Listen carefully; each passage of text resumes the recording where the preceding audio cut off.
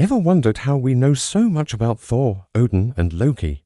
How did these tales of Viking gods, epic battles, and the world-ending Ragnarok survive centuries after the Vikings themselves converted to Christianity? The answer lies on a remote, volcanic island in the North Atlantic, Iceland. This is the incredible story of how Iceland became the silent archive of the old gods, a place where pagan lore was saved by the most unlikely of people. For centuries, these stories weren't written down. They lived in the breath of the skalds, the Viking court poets. Imagine sitting around a crackling hearth, the wind howling outside, as a master storyteller weaves tales of Odin's quest for wisdom, Thor's thunderous hammer, and the cunning schemes of Loki. These weren't just bedtime stories, they were history, lore, and the very fabric of their cosmos, passed down from one generation to the next through intricate, powerful poetry. This oral tradition was the lifeblood of Norse culture. It was vibrant and alive, but also incredibly fragile. If the chain of storytellers was broken, the gods themselves could be forgotten.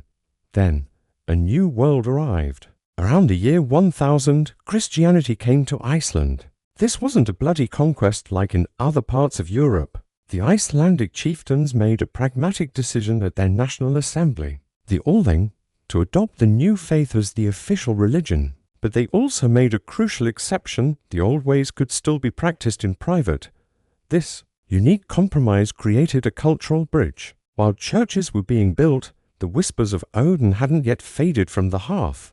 This period of dual belief was a critical window of opportunity. The old gods were no longer worshipped in public, but their stories were still cherished as ancestral heritage.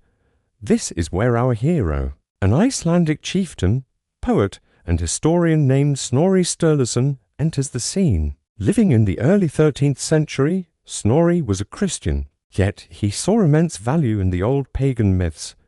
He wasn't trying to revive the old religion. Instead, he recognized that these stories were the key to understanding the complex poetic language of the skalds. Without knowing the tales of the gods and giants, the ancient poetry, the pinnacle of Norse literary art, would become incomprehensible to future generations. He saw a cultural treasure on the brink of extinction, so Snorri undertook a monumental task. He began to collect and write down these oral traditions. His masterpiece, the Prose Edda, is our single most important source for Norse mythology. He didn't just list facts. He framed the stories in a clever way. He presented them as a kind of historical narrative and a handbook for aspiring poets, a way for his Christian contemporaries to study these pagan tales without being accused of heresy. He created a cosmic blueprint, explaining the creation of the world from the body of the Giant Ymir, the 9 realms connected by the world tree Yggdrasil, and the inevitable, tragic doom of the gods at Ragnarok. Snorri was the scribe who captured the echoes of the Viking Age in ink.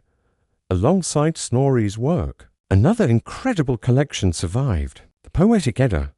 This is an anonymous anthology of older poems, copied down by unknown scribes around the same time.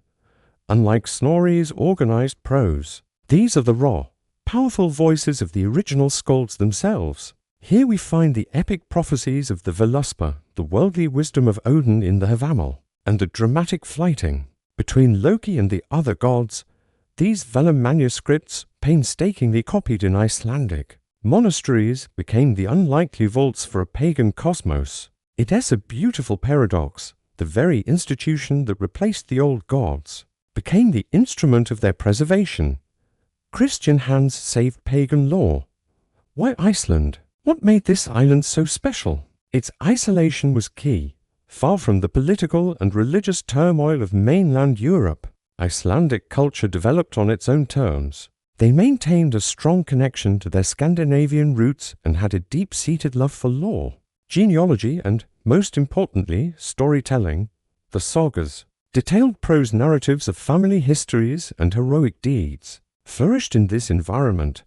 Preserving the myths was part of a larger cultural project to preserve their entire identity, to remember where they came from. In a world of change, Icelanders used writing to anchor their heritage. Without these Icelandic scribes, our knowledge of the Norse world would be fragmentary at best. pieced together from runestones and vague references in foreign chronicles. We might know the name, Odin, but we wouldn't know of his sacrifice to gain wisdom. We might know of this hammer, but not his hilarious adventure dressed as a bride to retrieve it. The entire rich, complex, and deeply human tapestry of Norse mythology, its humor, its tragedy, and its profound view of life and fate would have been lost to the winds of time. So, the next time you see Thor in a movie or read a story about Loki, remember the long and improbable journey those tales have taken.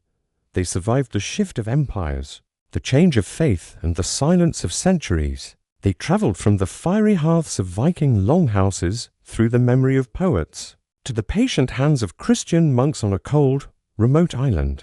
They are a testament to the power of stories and the human need to preserve our past. Iceland didn't just save the Viking gods, it gave their whispers a voice that echoes to this day. Thanks so much for watching. If you found this journey into the past as fascinating as I did, don't forget to like, subscribe, and hit that bell icon for more stories unearthed from history. See you next time.